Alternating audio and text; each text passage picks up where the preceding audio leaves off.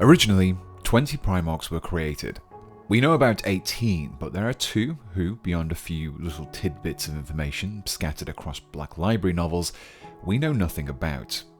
While these add to the mystery of the 41st millennium, they were also intended to allow people to create their own Primarchs, and in this video, I'll be doing just that.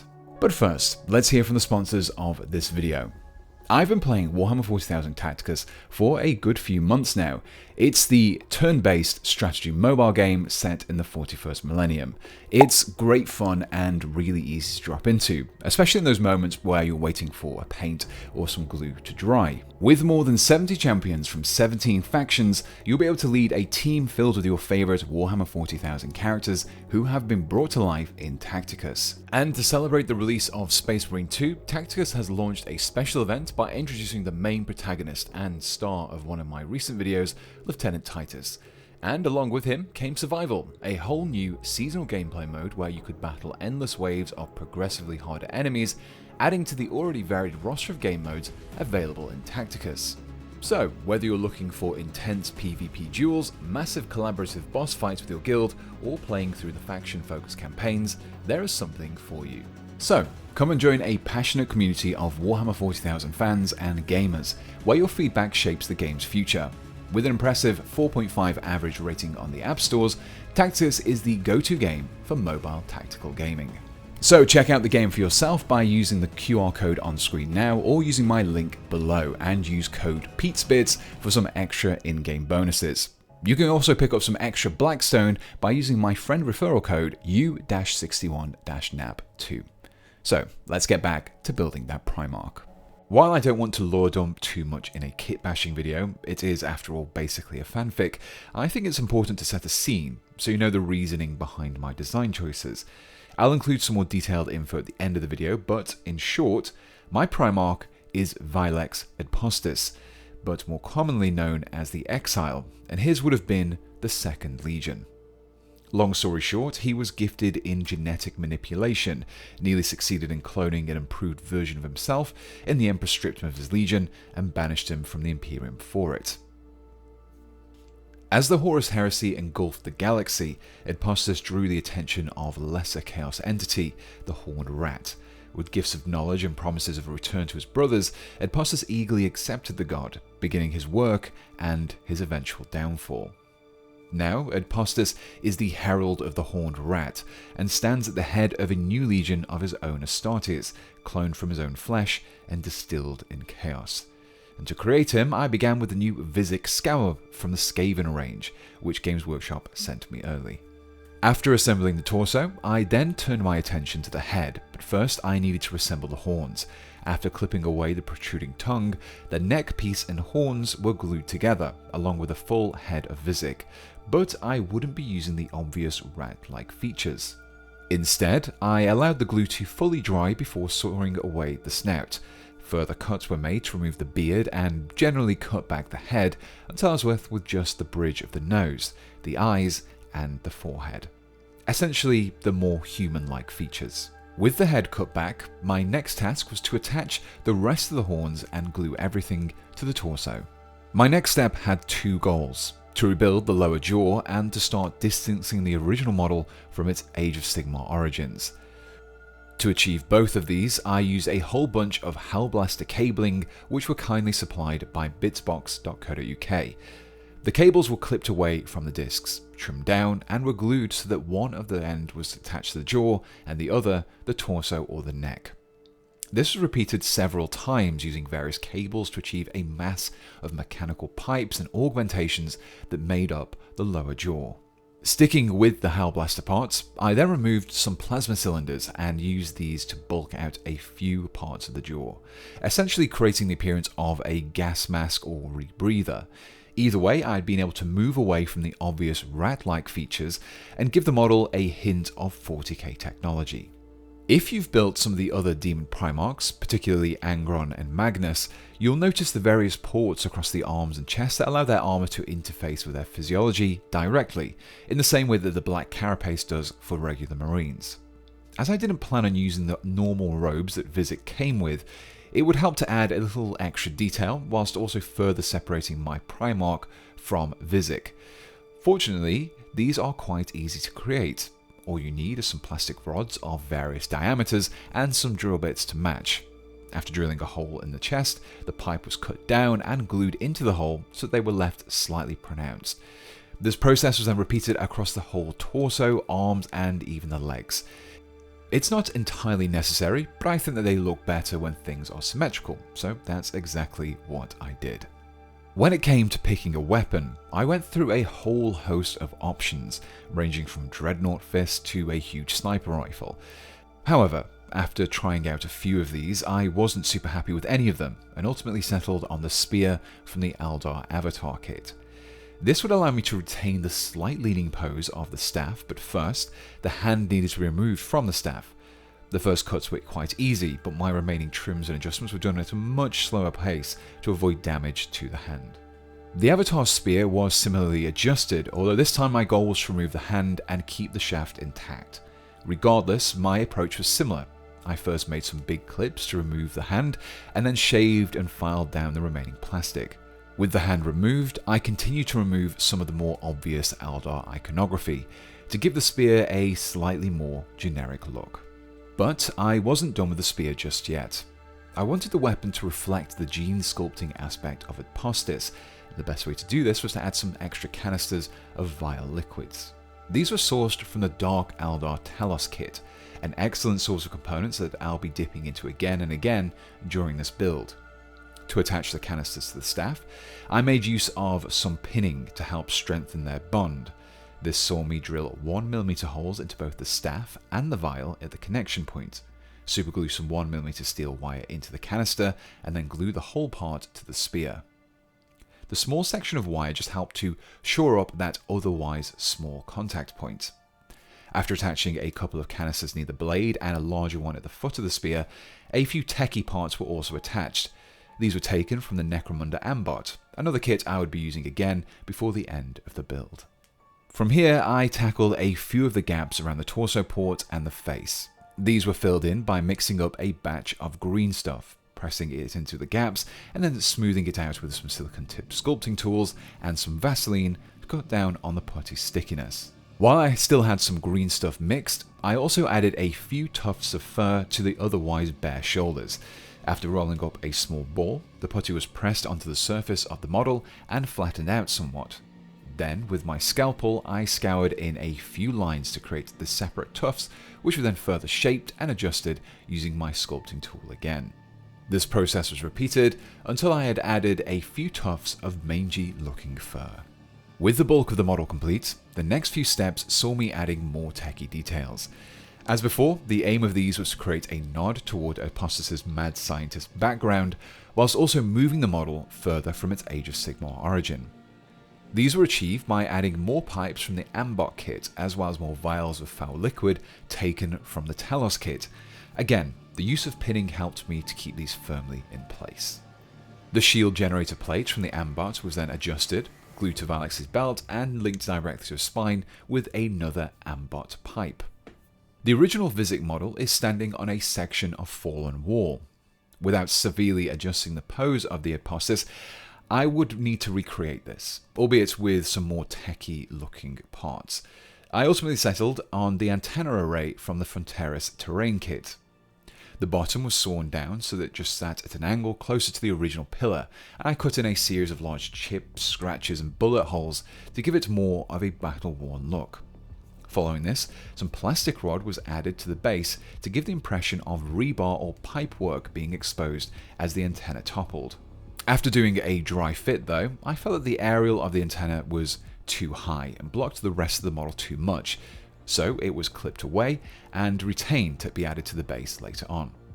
At this point, I could finally assemble Amethyst and glue him and his antenna to the base. In order to give the base a little more detail, I used my usual torn up chunks of cork floor tiles, arranged them, stacked them, and superglued them into place. These were then accompanied by the rest of the antenna, some loose rats from the Vizek kit, and finally some Citadel skulls for good measure. Now normally, I like to add my paste towards the end of the painting, but this time I wanted to avoid overspilling too much across the plastic details, so hit these with some of my texture paste first. I didn't cover everywhere, but it would mean that there is less pressure to accidentally overspill later on. But before I start on the painting, if you are enjoying this video so far, then please do leave me a like, and as only about half of you currently watching are subscribed, I'd be extremely grateful if you would consider hitting the subscribe button too. That way you don't miss out on future videos like this. For the primer, I settled on a straightforward black primer. It didn't matter too much how this was applied, but having a dark starting point would help a lot with creating that chaos corrupted theme. Being such a large model, it made the most sense to benefit from the speed of my airbrush, especially in building up a few of those initial gradients. But because the model was already fully assembled, I would need to get comfortable using masking tape and masking putty. When using tape, even model-specific masking tape, I always recommend reducing its stickiness by pressing it onto some preferably lint-free cloth first. A t-shirt or a pair of jeans works well.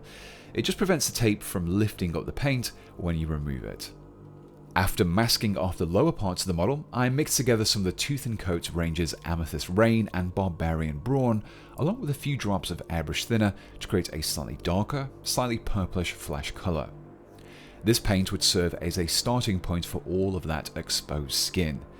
I steadily built up the layers across the torso, face, arms and legs, whilst keeping the deepest recesses slightly darker. Being a slightly cooler colour, the purple will help to remove some of the warmth from the skin and ultimately help with the more sickly tone I was looking to achieve. With my base coat in place, I began building up the gradients from the darker recesses to the lighter high points. I changed out my paint for some Dwarven Skin and again took some time steadily building up the layers, using the musculature as a guide to where I should apply this lighter skin tone. This effect was furthered with the even lighter Elven Skin.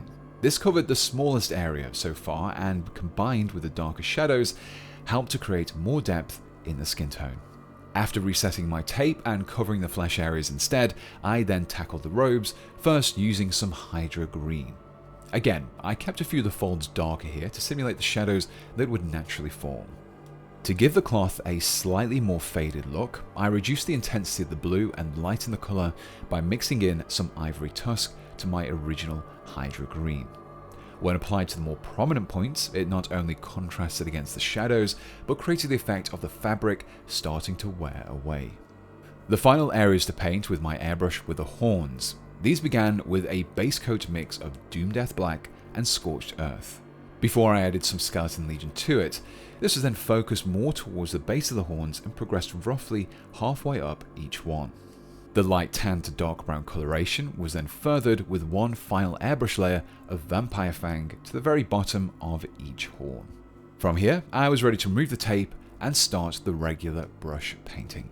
I began this with an edge highlight of Elven Skin across the flesh. While the airbrush is good for creating the gradients, picking out the sharper edges and smaller details with the brush is a great way of pushing the detail further. I wanted to add a little variation in skin tone to a few of the areas, something that would create the appearance of a more sickly or raw complexion, and settled on some Volupus Pink contrast paint.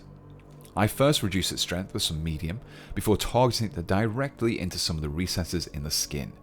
I paid particular attention to the details though, such as around the metal plugs, the face and the hands, giving them a slightly darker, slightly pinkish hue. The skin was then finished off with an extreme highlight of Ivory Tusk, which was applied in very small amounts to only the sharpest and most prominent details. With the skin complete, I tackled the cloth with some highlights of Hydra Green mixed in with some more Ivory Tusk, before then using some Black Legion contrast paint thinned with a little airbrush thinner to darken down the deep recesses in the cloth. By reducing the viscosity, it allows the mix to easily flow into those channels before darkening them down and creating the effects of shadows. While the robes are greenish blue, I felt that the shading details looked a little flat. Now, one way to fix this is to add a glaze of a contrasting colour, particularly to the shaded areas. So, as the robe was a greenish blue, I opted to use the deep red of Flesh Tearer's red.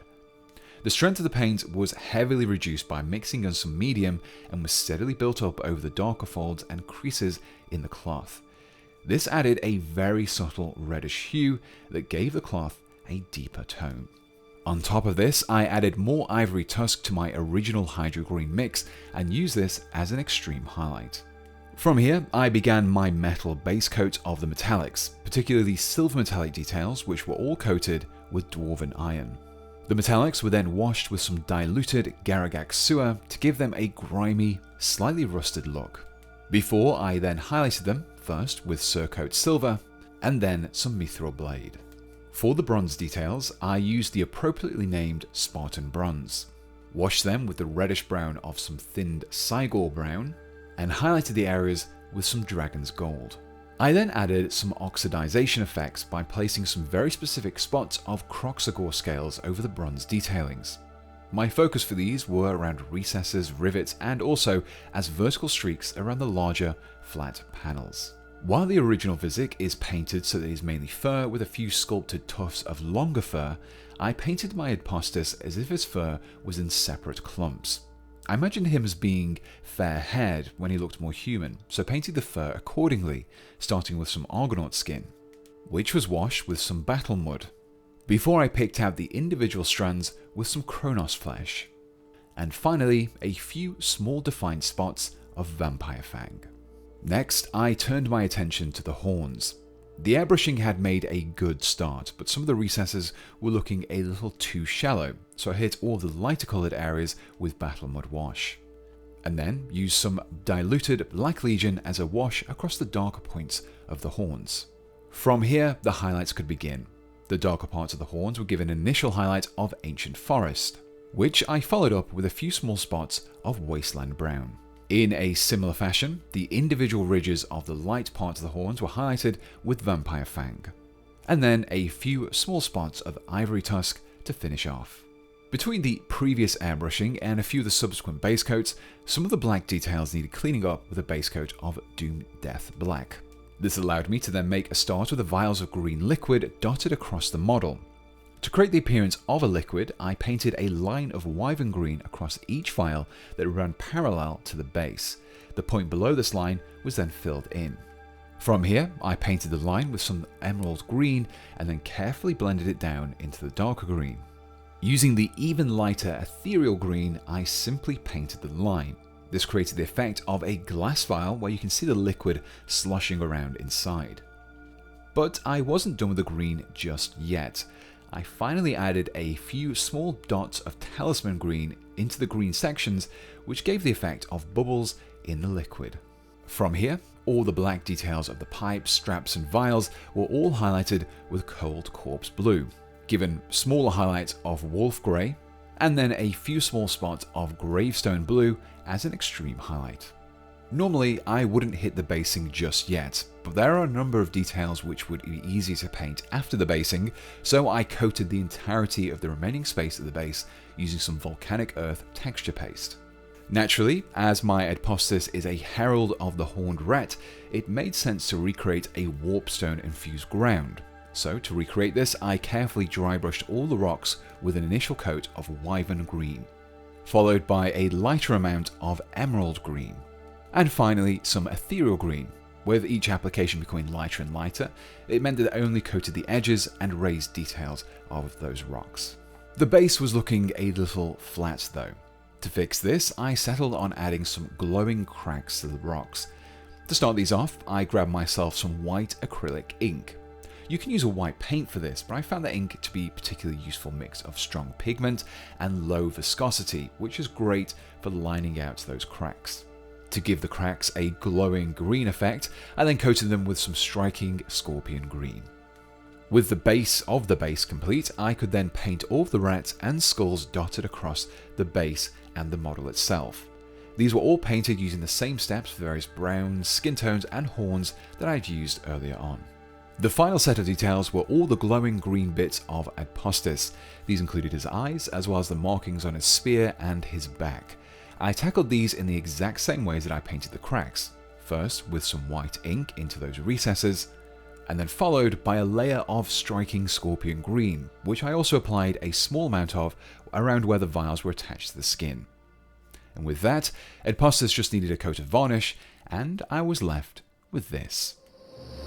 Millennia spent in exile, expelled by my kin. but the forgotten remember. And now is my time to return.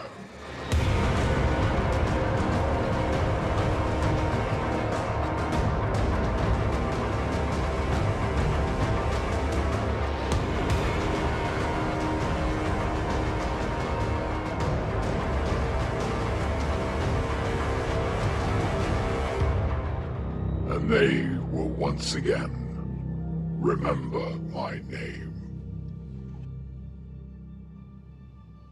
And here we have the completed Lost Primarch. Now, custom Primarchs certainly aren't new to me. In fact, this is my fourth, but I've never created a completely new Primarch from scratch.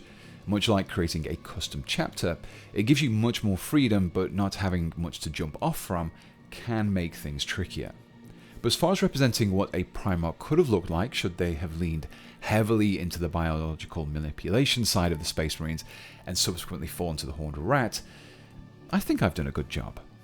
I could maybe have pushed things a little further from the base model, maybe adjusted the horns or the pose somewhat, but there's just enough sci-fi flavour in it to make it more 40k than Age of Sigmar.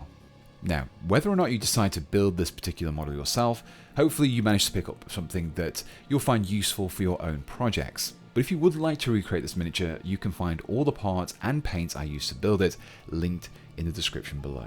And don't forget to check out Tacticus using my QR code or link below and use the code PETESBITZ for some in-game bonuses. But before I go, I just want to give my thanks to my Patreon supporters and channel members who help keep this channel going. Especially my Pouch of Dead Animal Bits and above supporters who are Andrew Console, Axel Jonsson, Berserker, Bits of Wargaming, Chris Reynolds, Daniel Dowling, Gabe Benavides, Il Nero Galeri, Immaterial Creations, Maciej Savitsky, Molly Mork, Mr. Grimm, Nima, Pale Juice, Ryan Little, Swedsman, Tim, Tom Haysmith, and War Novice.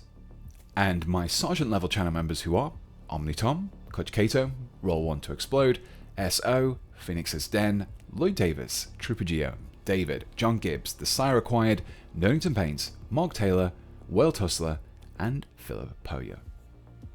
So, for those of you who are interested in hearing the slightly more fleshed out backstory for Apostas, here is my terrible fanfic.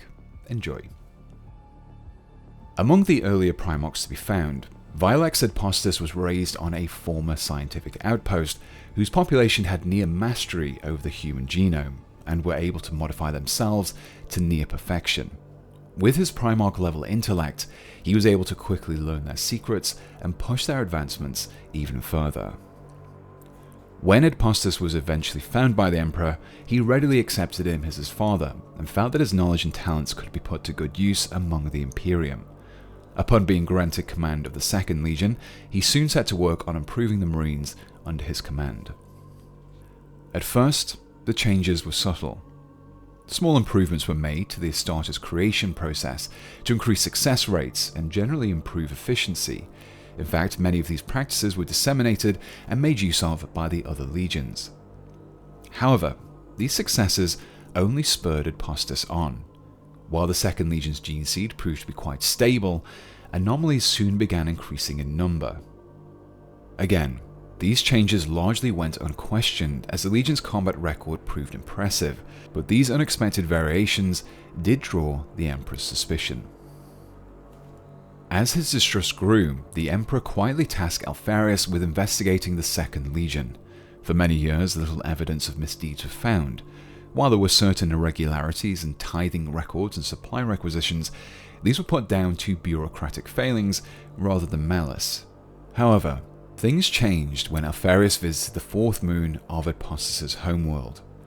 Upon his return to the Emperor, Apostas' world was also brought willingly into the Imperium's fold, and many of its inhabitants either became auxiliary staff of the Legion or became Astartes themselves.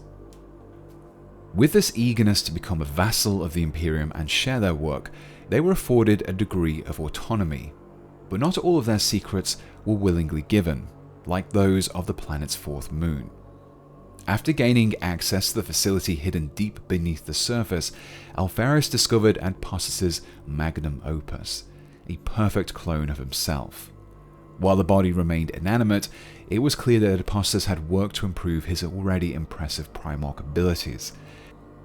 Whether this was his final goal or simply a stepping stone on a path to rival the power of the Emperor himself was unclear, but the response was swift.